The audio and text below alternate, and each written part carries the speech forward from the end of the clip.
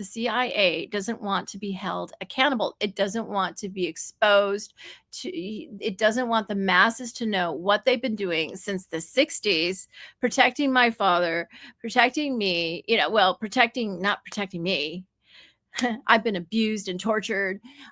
It was protecting my father, who was a criminal, who was a serial killer, the Zodiac killer. Okay, protecting my ex-boyfriend who married me on paper, David Wayne Craig, who killed my brand new husband, Ron Goldman, and then secretly married me himself in, August after, right. I think it was early August of 1994. And, kept it a secret from me. They gave me memory drugs so I wouldn't remember anything. Of course, now I remember, but I can still remember. Okay. It took me decades, but I can remember. Okay.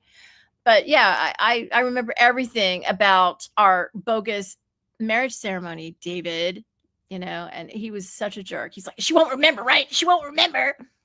Oh, I was disgusted.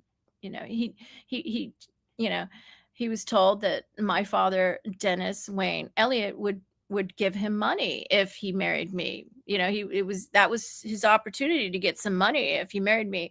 And yeah, and David, that was why David did it, but he wanted to make sure I didn't know we were married. You know, he was such an asshole. Excuse my language. And I remember in that moment in my drug state, when they've given you memory drugs like that, you're just like, you can hardly stand. It affects, your balance, and, you're shaking. And I don't know what drug it was, but it was supposed to be a memory drug. And I was like all jittery, and, and,